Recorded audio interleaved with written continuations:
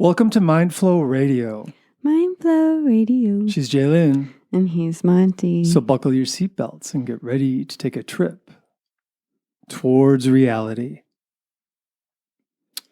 So happy October, everyone. Happy October. It's an interesting time, an intense time to be alive and to witness the world around us and also witness our own reaction to the world, our own mind state. Mm-hmm. Today, this day that we're recording is the new moon in Libra and the solar eclipse. So there's a lot of big energy going on right now. And I am feeling it, let me tell you. Yeah, there's a lot of big energy happening in our society as well, for sure, and the world, and the Middle East, and Ukraine, etc., etc. Yep, a lot of upheaval and turmoil and uncertainty. But isn't that kind of true for all times? Yeah, it is. I mean, but it waxes and wanes. Mm-hmm. Just like the moon. Just like our minds, perhaps. Maybe our minds are linked with the moon. Maybe our minds are linked with just current events. Like the collective consciousness, perhaps, might be playing a role in how everything plays out. I mean, if we are actually powerful manifestors, I think that might be true. Yep. So what do we want to manifest? What do you want to manifest, Jaylyn? I want to manifest inner stability and the ability to handle the ups and downs of everyone around me, and also have like a solid sense of self-respect so that I don't just bend over backwards for anyone, but also that I'm willing to be there for people and help achieve the goal of understanding mission and shadow and understanding your own mind is what you're saying. Well, that's first and foremost, of course, but I was saying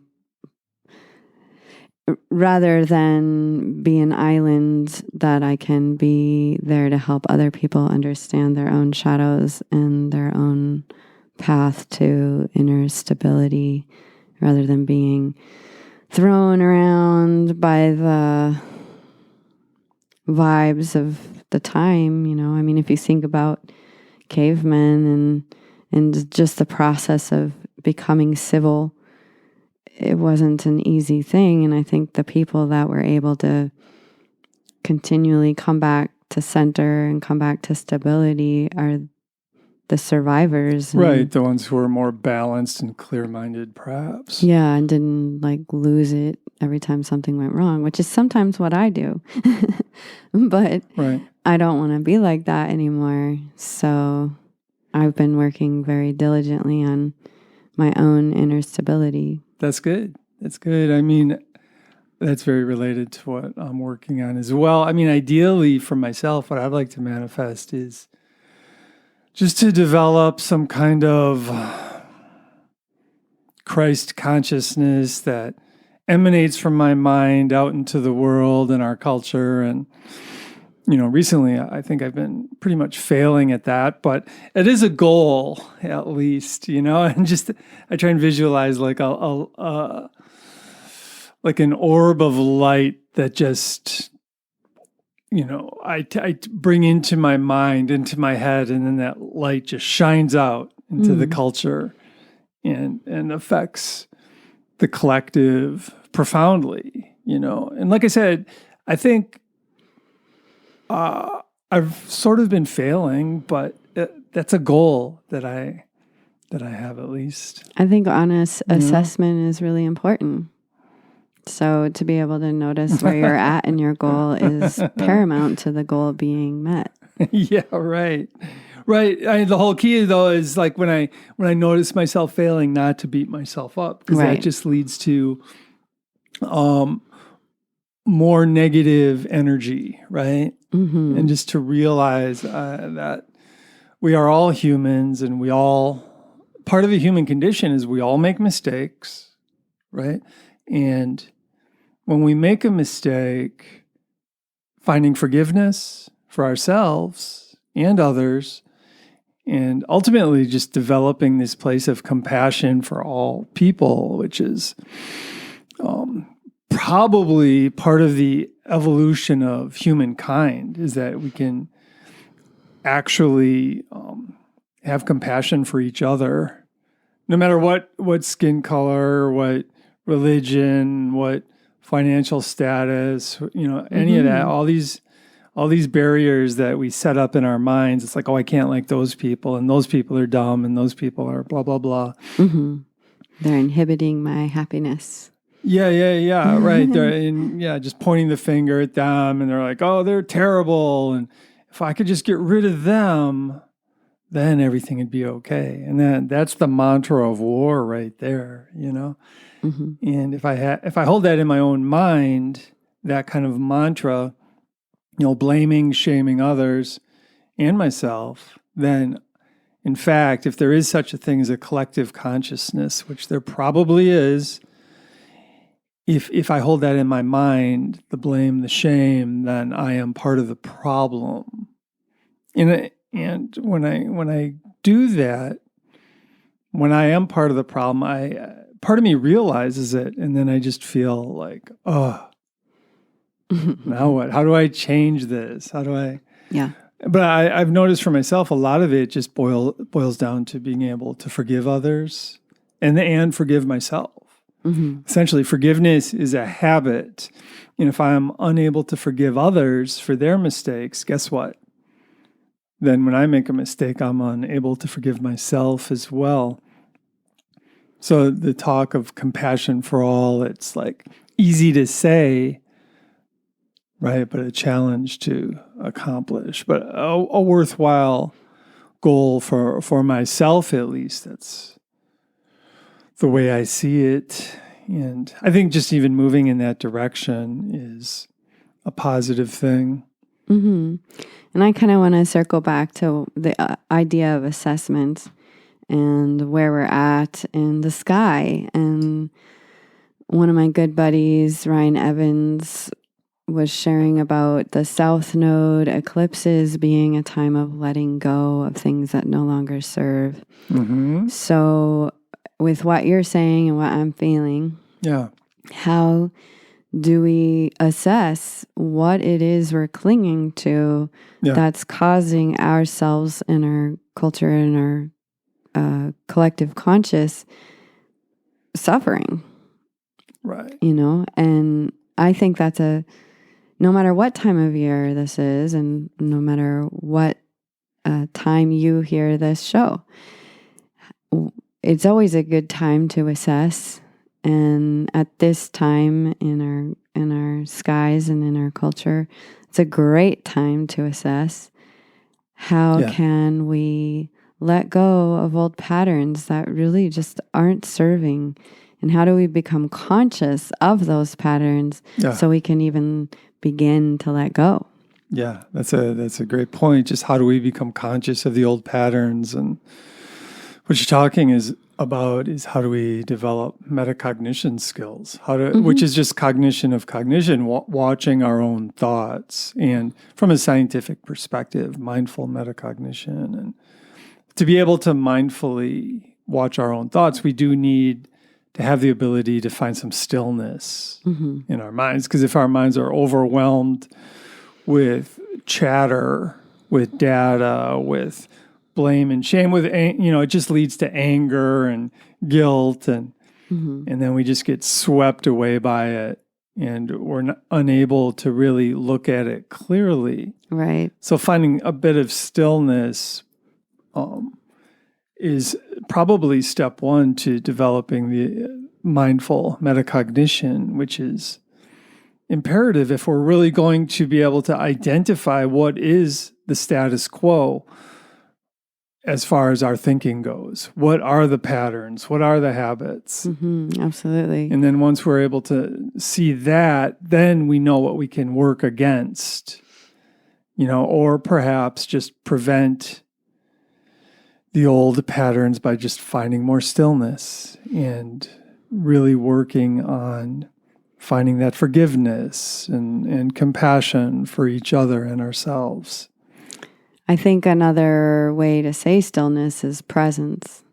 Yeah. And presence is paramount to any kind of decision making. Yeah. And in all of the manifesting teachers that I've ever listened to, one of the major keys is becoming present and being satisfied in the present moment. And that's a really difficult thing when we have all these excuses on why we shouldn't be satisfied. Hence, looking at our civilization and our cultures and the global pain and suffering going on in the world, it's easy to say, no, I can't be satisfied right now. But I think that it is absolutely paramount that we be able to be satisfied in the moment. And that doesn't mean thinking about all of the bad things that are happening. That means looking at a tree and seeing the leaves blow and realizing that this is a beautiful moment and what an opportunity to be on this earth and watching the leaves blow in the tree. Yeah.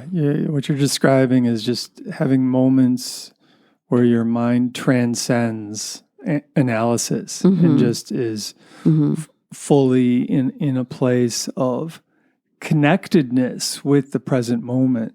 Yeah. That's the thing. When we analyze things, we lose connection with the present moment. Like you said, I can be outside and not hear the birds at all. If my mind is chattering. And one of my personal practices is that I go outside every morning, first thing, and do some Tai Chi and do some kind of meditational practice. And one thing I've noticed is that there's this tree that at sunrise outside and near my house, there's like hundreds of birds chirping away every morning at sunrise in this tree. And I sit there and I listen to it.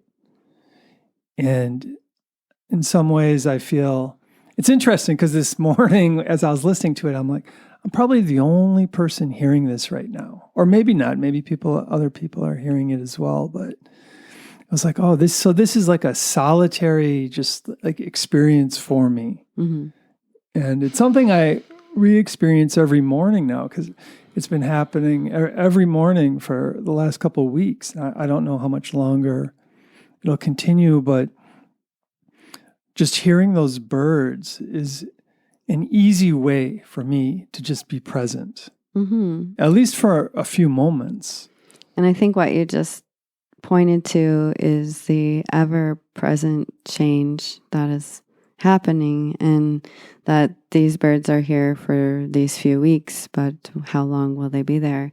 Right. And I think that is a huge part of presence, is being okay with things as they are and knowing that the only constant is change, and to be able to embrace that without fear of what the change might be. Yeah, that's true.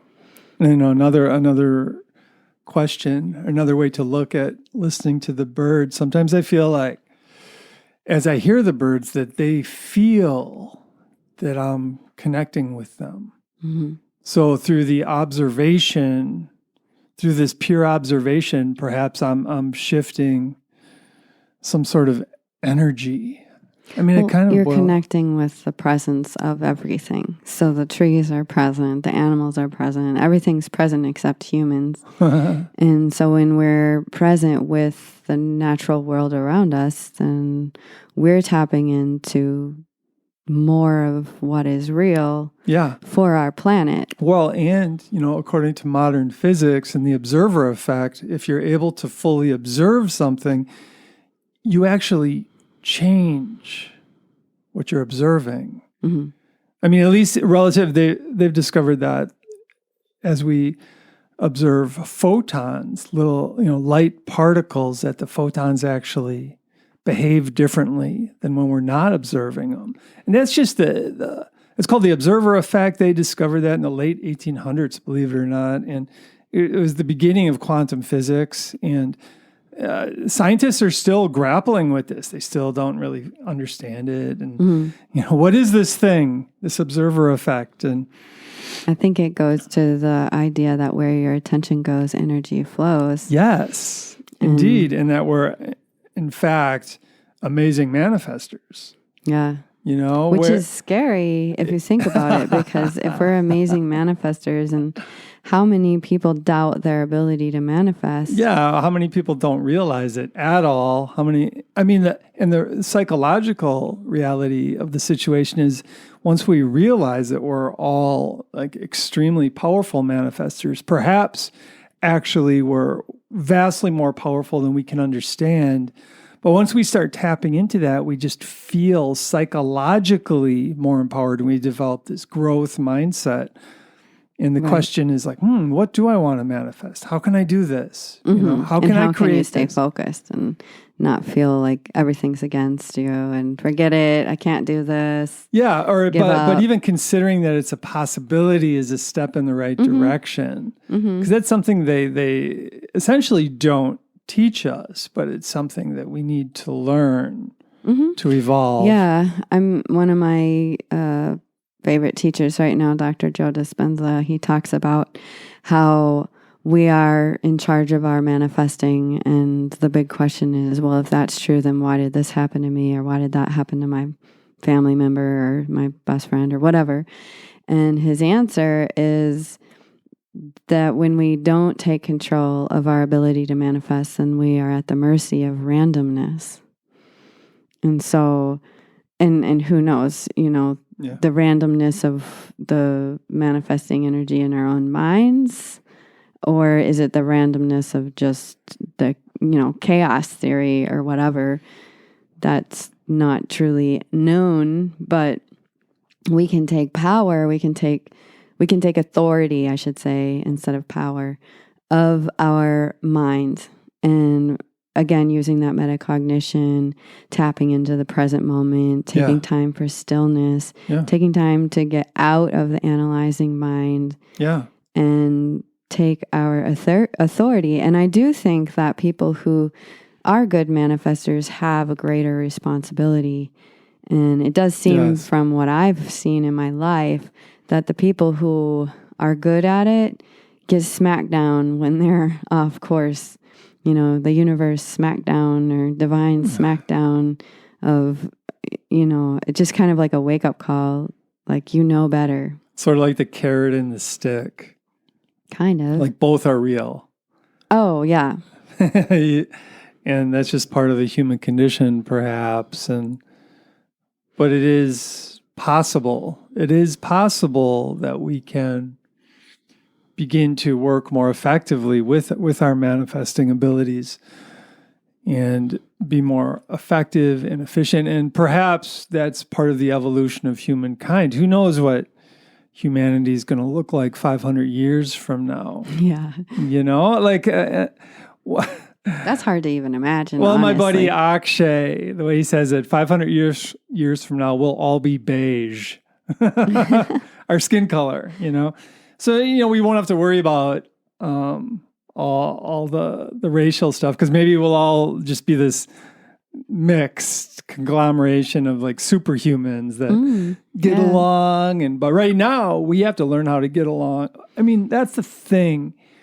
If we can be a bit more spiritually oriented and just see the spark of the divine in everybody, that's not such a difficult thing, actually, if you just try. Try and see the spark of the divine in everybody. And if you're able to do that, it's much easier to have compassion and respect for everyone. I think there is a fine line, though, and this is where I am in my life, is so there's seeing the divine in everyone, and there's honoring the divine within yourself. Yes. And there's, when we all talk about arrogance and arrogant people and yada, yada, yada, right? Like they're easy to see. Arrogance is easy to see, but self-deprecation is not as easy to see. And so there's this fine line of respecting the other and respecting the self. So if you respect yourself too much, you can get in arrogance. If you respect yourself less than others, then you can get into am I saying that right? Self-deprecation? Well, it's just belittling yourself. Belittling yourself, seeing yourself as less than. And as somebody who tends to lean that direction, I know that it's easier to respect others than it is to respect myself. Well, I mean, you have to respect the divine within yourself as well, right. Of course. But the idea, I guess, would be if we're able, well, my personal philosophy is, each of us has the spark of the divine within us. That's the good news. Yay. We all have the spark of the divine. That's great. We're all these like God beings, wandering around. And the bad news is, though, we're all confused to some extent. Mm-hmm. And so we're these God beings wandering around, but we don't know what we're doing. We don't realize it. We're just like chasing after all the wrong things, and, pointing fingers and, being angry and not forgiving. And I like what Teresa of Avila, the 15th century Catholic nun, the mystic, Teresa of Avila, said that if we're unable to forgive others, what we're doing is we're putting those people in the dungeon in our own minds. And then we have to feed them. Yeah, and then you got to take care of them, and it's like it weighs us down. So if I truly want to take care of myself, I'm going to forgive others, no matter what, because something, we're all confused, and we've all made like a tremendous amount of mistakes, and that is such a fine line in itself, and one that I struggle with immensely is how to forgive others and respect myself. Well, it is. My point is, by forgiving others, you are respecting yourself. Yeah, but okay. So, say someone hurts me, and I forgive them, and then I keep hanging out with them, and they hurt me again. Well, no, you don't hang out with them. You have boundaries. I mean, right? That's what I'm saying. If somebody's been abusive towards me, I can forgive them, but I don't necessarily want to be subject to more of that. So I behave accordingly, but I can behave accordingly without blaming, shaming, hating. I can still essentially care about this person and honor the divine within them, but I don't necessarily want to be involved with them. So that's respecting them, and it's respecting myself. And then when you get to the even more nitty-gritty, which most of the time this is what we experience, is the person that hurt us is in our family. And how do you do that? How do you deal with the forgiveness and the fine line of, okay, we're family, and where is the boundary, and how do I move forward? And I find for myself it is very, very challenging, and I literally have hackles on the back of my neck that will stand up, and I have to really assess, what is this? What is this hackle coming up for, and why? And is it right, or is it my fear, or, so I know that this is true for many, many people, that people in our family can really challenge us and hurt us. And then we want to forgive them because they're in our family. And how do we do that and honor ourselves and have healthy boundaries and be open to the other can change, the other can evolve, and just like we're trying to evolve. Yeah, and if we're able to forgive, then we're evolving. Right. And,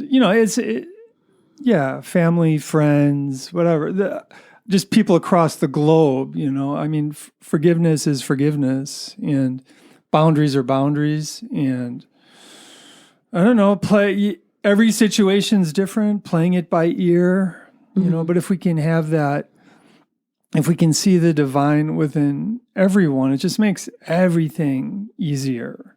Mm-hmm. And if we see the divine in everyone, it also, what it does is it crushes like this idea of I am better than them, because essentially we see that we're the same as them. And Marcus Aurelius talks about that, just how, people can do terrible things, but just realize that we're all essentially very similar.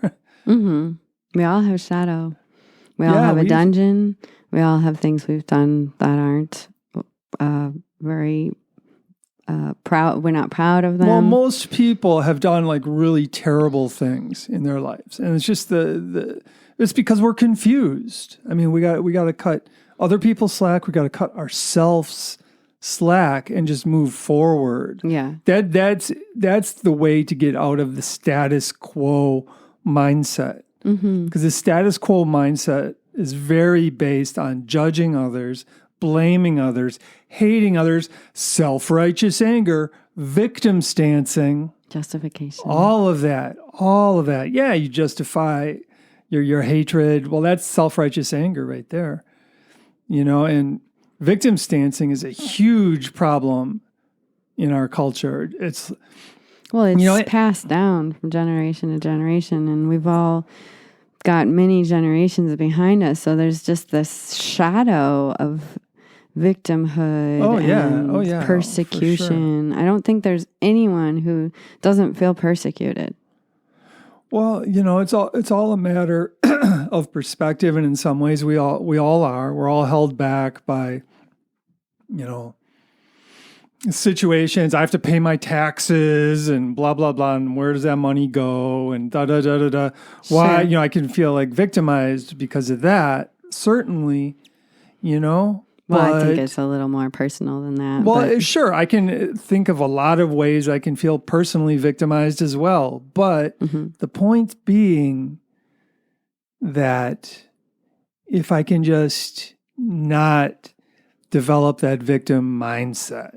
Right, work against it to change people it. are It's already definitely there. being victimized. But if we self-identify as a victim, but let's self-identify as survivors. Well, I'm a survivor, and I I forgive others, and I forgive myself, and I'm a powerful manifester, and we're all powerful manifestors. If we can develop that kind of mindset, I think the world would be a much better place, rather than all this self-righteous anger that's flying all over the place and causing wars and causing strife and causing just who knows how much suffering, But we can evolve past that status quo kind of thinking pattern. And I would suggest, we want to play a song here in a minute, but I would also suggest that it's beyond surviving. It's actually shifting and seeing that everything happens for a reason, and we're in this place of waking up.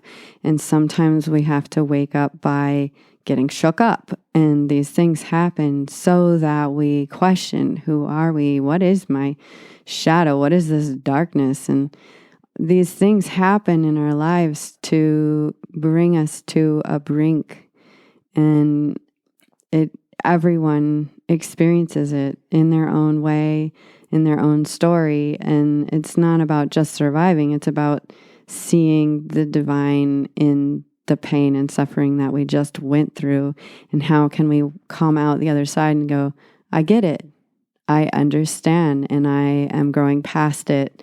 Yeah, you're thriving. Yeah. Yeah, developing that feeling of thriving. Yeah. And thriving feels like, purpose. Purpose, purpose saying feels that more everything right. happens for a reason. I don't know. That's tricky. I mean, if you look at the big picture, maybe it's a little easier to see that, and just that, like, okay, as humans, we've been at war essentially from the beginning, fighting over the water hole, 8,000 generations ago. Fast forward to World War I, fast forward to today. It's been this habit, and the reason for that habit is understandable, but now we need to transcend it. I think being willing to, I understand where you're going in that it is sometimes very difficult to even let ourselves think that there's a reason to everything. But that's when the breakthroughs happen. That's. I mean, you're talking about Dr. Joe saying that the reason. I'm not just saying Dr. Joe. No, There's I know, but so many teachers he says that say the same thing. If you're not actively manifesting, like you can get involved with the chaos. But the chaos is formulated in a sense to help us come back to our power, come back to our personal authority.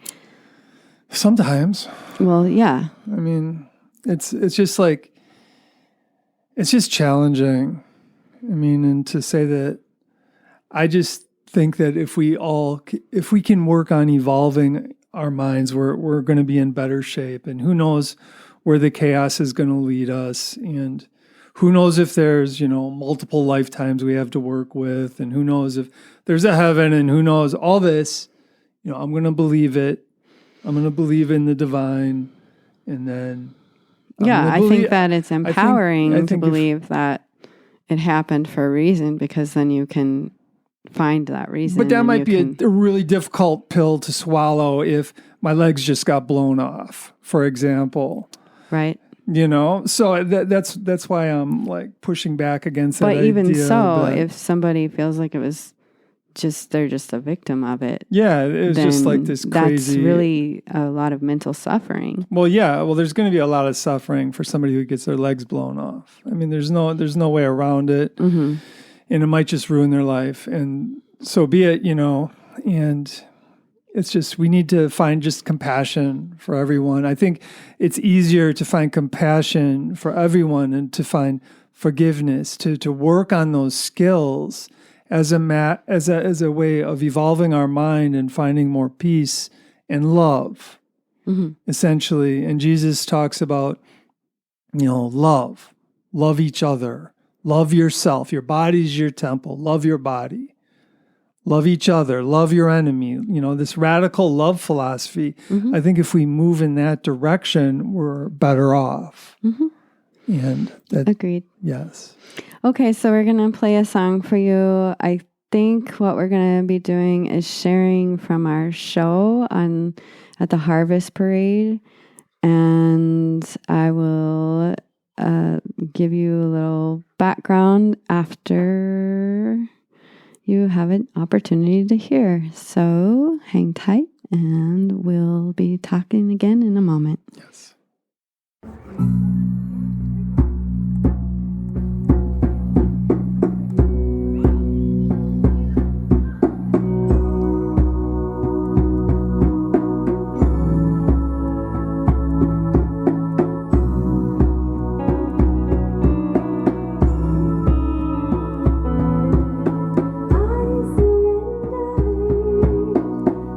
Resistance to the storm.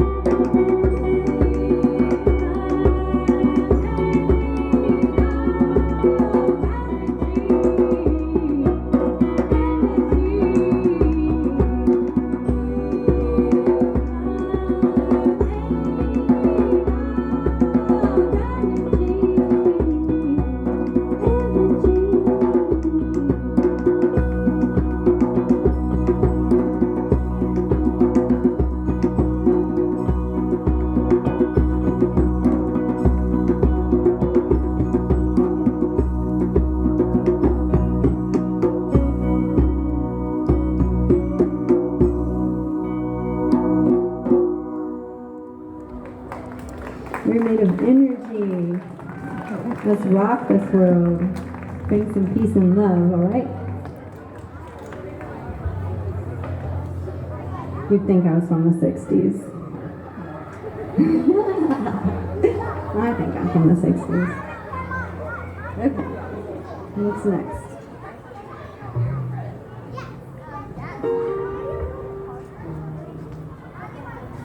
Yeah, I'm starting to have a hard time seeing this. You know when you get older and you can't see in the dark anymore? That's where I'm at.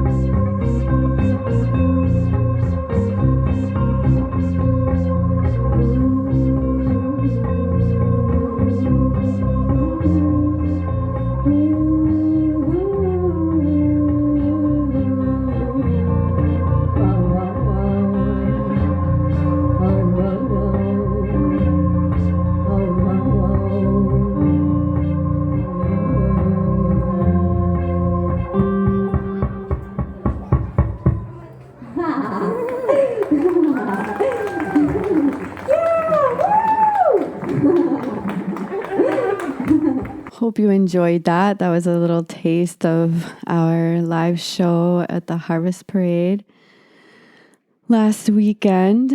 Yeah, at the Dragon Park in Viroqua. Yeah, and Monty was on drums and bass, and our good buddy Lucas Malson from Supersonic Soul Circle was on guitar, and I was on keys and vocals. Yeah, and our band name is Mindflow Radio. Go figure. We've had a lot of upheaval in our own lives, and a lot of things changed, but the one thing that remained was Mindflow Radio. So yeah, we've decided that this is our little baby that we are going to continue to nurture. Yeah, well, music is so interesting and in some ways has the potential really to be transformational. Mm-hmm. I know it's done that for me. Yeah. And just even from a vibrational perspective, I mean, when I look at like Hermetics, which is an ancient Egyptian manifesting philosophy, the foundation of Hermetics is that everything is vibration. Everything is consciousness and vibration. Mm-hmm. Everything is based on consciousness and vibration. And then God consciousness, God vibration creates all of matter, et cetera, et cetera. And music is cool because music is also vibration. Mm-hmm.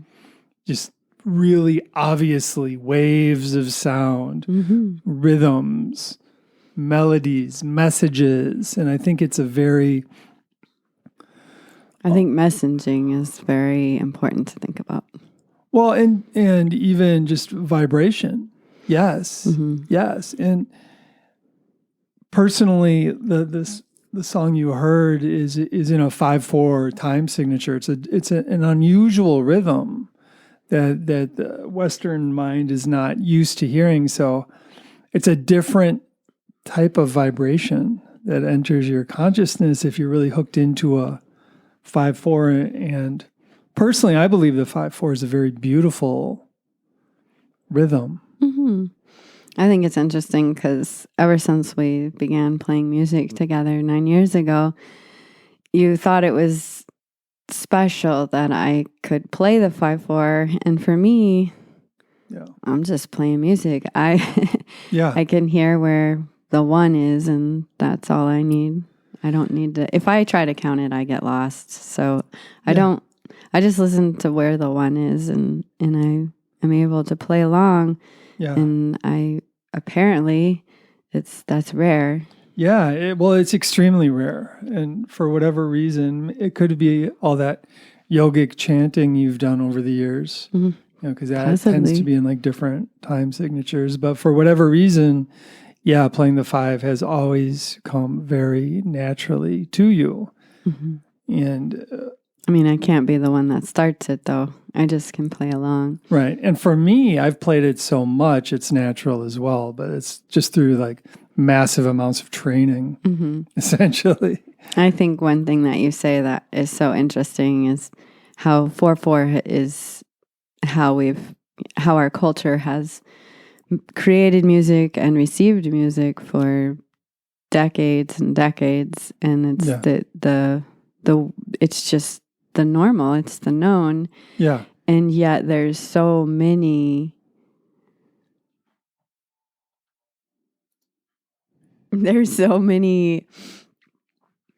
melodies out there that it's almost impossible to create a new one because they've all been created. Well, that's it. There have been so many songs written in 4/4.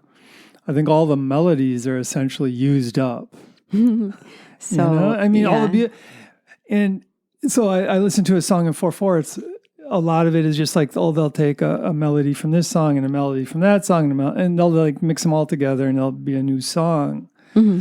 But the 5, it's more of it's unexplored. Right. That's where I was going. Yeah. And it's unexplored. And 4/4 is great and beautiful and can have great messaging. Oh, yeah. I think that I judge a song on its message. And if I want to hear it or not, I don't want to hear a song that is overly sexual or overly violent or anything like that. Or overly depressing for that matter. I just don't need that for my ears. My ears just don't. My brain doesn't need that messaging. So I'm very mindful of what I listen to and what is the message. And like you said, 5/4 is unexplored. So the rhythm is, yes.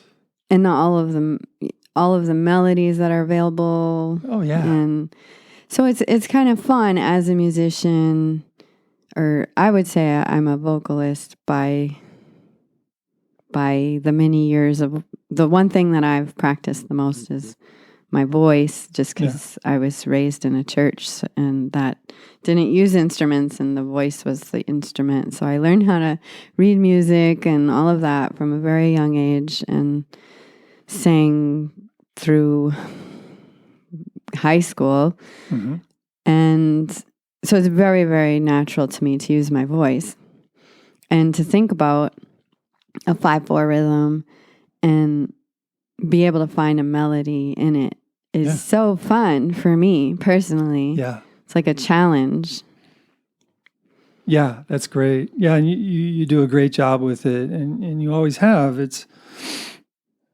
But the 5 it's a beautiful rhythm too. To me, it's more the rhythm of nature, more the rhythm of the wind. The wind blows in 1, 2, 3, 1, 2, 1, 2, 3, 1, 2. Not 1, 1, 1, 1. Like the 4 is more just like dun dun dun dun. A dun. march. Yeah. Or the heartbeat. I mean, the heartbeat is generally somewhat of a march. Well, the 5 can 1, 2, do, do, do, do. It's like a heartbeat too. Yeah, I guess I just lean away from trying to categorize it as more natural or less natural, just because I feel like real nature is untimed. Well, certainly, but I think the 5 reflects nature more effectively than the 4. I mean, that's just my personal belief. Yeah, I think the 5 represents or reflects just a new and an unexplored territory. That's what I feel. Yeah, that it's just this opportunity to go into unknown territory, and that's kind of the nature of the present moment, and the just kind of wrapping it back around to what we were talking about before. The things that we end up stuck in is the known. We have known victim stancing throughout our life. We have known justifications. We have known sadnesses and failures and anger. Yeah, anger. Self-righteous anger. Known patterns of how we cope that aren't necessarily healthy. Right. And so the unknown is scary. Yes. And that's natural. Yes. But it's also where the solutions are. Potential solutions. Yeah, that's right. So we have to go into the unknown to get to those potential solutions, to get to those healthy coping mechanisms. And in my opinion, the 5/4 kind of opens that door because it's an unknown, unfamiliar rhythm that all of a sudden we hear it and we're like, oh, that's pretty. Oh, so the unknown is not that scary. And it just kind of cracks the door open of unknown and the potential there. Yeah, and from just the brain's perspective to really learn the 5/4, to understand it, to be able to hear the 5/4, you need to create new neural connections. So there's like this rewiring process that goes on in the brain. You think for hearing? Yeah. Or for playing? Both. Okay. I think to really hear it and appreciate it, it takes like a different ear. Like it's just a different animal essentially. Okay. And I mean, for me, it's like somebody introduced the 5/4 to me probably 15 years ago, and he was a musical shaman, he said. And he played the 5, and I was like, wow, that sounds cool. I don't really get it. And I sat down on the drum and tried to play it, and I couldn't. I'm like, what is this? What is this? Why can't I do this? So I buckled down, and I got that metronome, and I would put it on a 5, and the radio didn't work in my car, so I just played the 5 and drummed along to it for hours as I was driving. And then as I really learned it, then I really began to appreciate other songs that are in 5/4, because they are out there. Some Radiohead stuff, some, Dave Brubeck,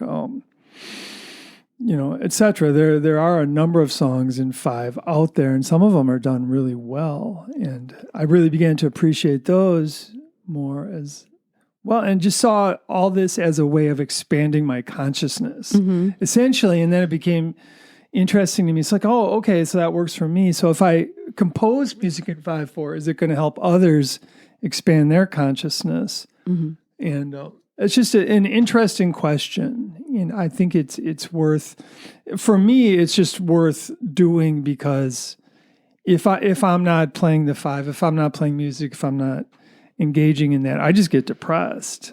So I sort of have to do it no matter what, basically. It's part of your dharma. Yeah, it's part of it. And the piece that I want to circle back to that you brought up is that it wasn't natural for you, and yet you decided to practice it. Right. I had an openness to it, and I was intrigued by it. And I think that right there is an important subject in itself, is when we come against something where we resonate with the goodness that it has as a potential, but it's not necessarily easy for us, that engaging in it and practicing it is super valuable in the neural connections, in the opening of the mind, in the skills and the strengths that are available if we practice it. Yeah, it takes effort. Basically, it takes effort to shift our, to develop any skill. And it takes openness. Okay, I'm not that good at this. Yeah. But I want to be. Yeah, and it takes perseverance. Because it could have been, okay, I'm not that good at this. Oh, it's just not for me. Right? How often do you hear that? Oh, I tried that. It's just not for me. I tried Tai Chi. It's just not for me. Right. It doesn't work. It's like, well, okay. I mean, and that's like a limiting belief, certainly. Absolutely. And it's a common kind of belief, and maybe sometimes it's beneficial and sometimes it's not. Yeah, I mean, I think that in itself, and being open to assessing, am I moving beyond this because it really isn't for me, or am I moving beyond this because I'm weak at it and I don't want to deal with the growth necessary for me to be good at it? Yeah, the effort it's going to take. Yeah. And I think that is a valuable assessment right there. Yes, I agree. And of course, coming back to the present moment as often as possible. But we do need to wrap up our show. So is there specific points that you'd like to reiterate?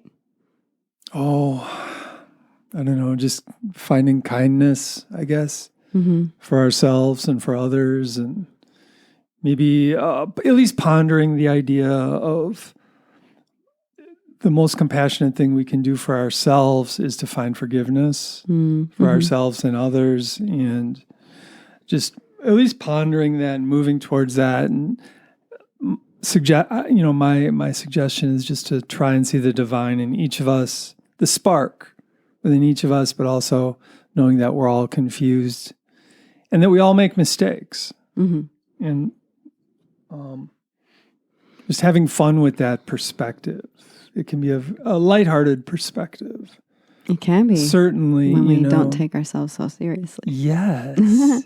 Yes. And I guess for me, the points that I would like to highlight are being open to putting effort into things when you know that they could really improve your life and your well-being, and letting those unknown territories be an exploration, and again, not taking things too seriously, but being open to improvement by being willing to go into the unknown, and to, I guess, back or piggyback on what you just said, also having a lot of compassion for the self, love for the self, because when we spend our time angry at somebody else, we're actually taking away valuable, vital energy from ourselves and spending it on holding somebody in our dungeons. So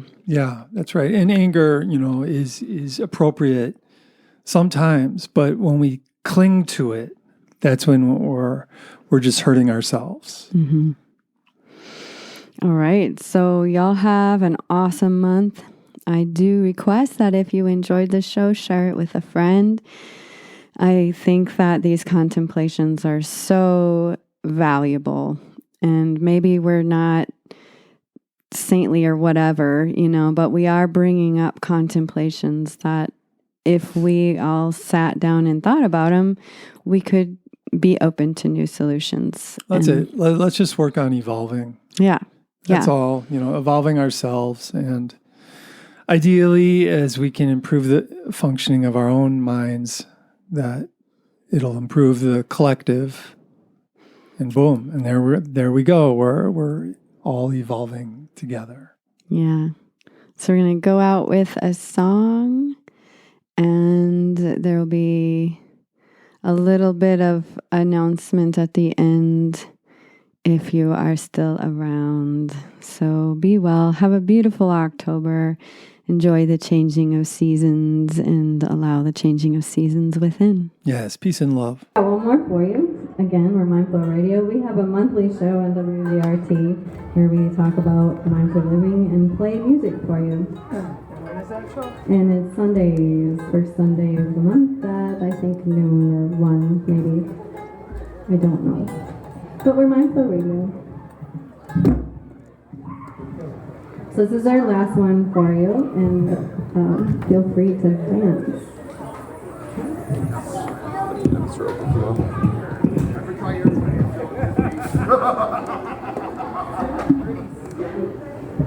Yeah, we also have a Mindflow Radio has a podcast. So wherever podcasts are found, you can check it out. Here we go.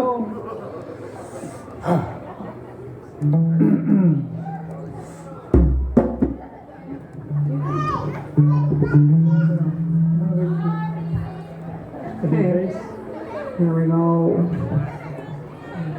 I just lost everything. Oh, okay. We're back. Hold on. Deep breaths.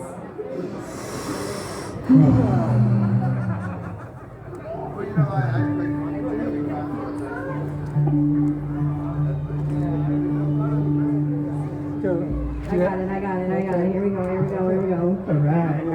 Mindful Radio. Check out our podcast. Here we go.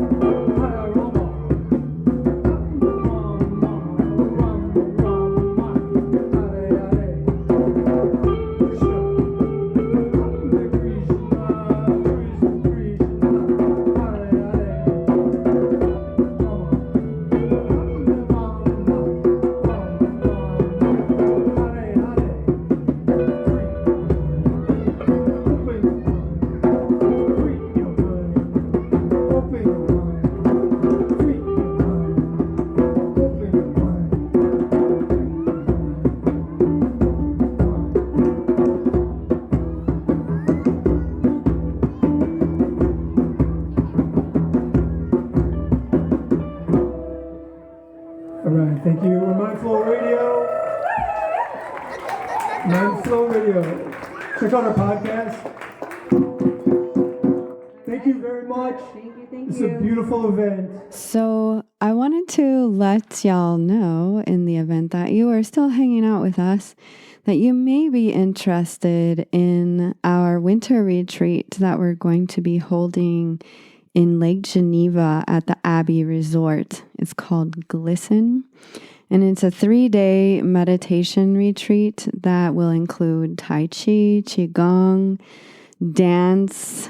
The dancing will be optional in the evening as entertainment. Our band will play. Supersonic Soul Circle is going to play, and we're going to have DJ Big Heart there. So 3 evenings of entertainment. And Friday and Saturday and Sunday, we will be meditating and moving the energy through our body. If this sounds interesting to you, please check it out on our website. It's also on Facebook, and I'm sure we will be sharing more and more about it as the weeks move on. But there is an early bird special if you go ahead and get your tickets now and set it on your calendar. So we look forward to spending time with you, evolving with you, and holding space to create a new collective consciousness of wellness and well-being. Have a beautiful month. Bye.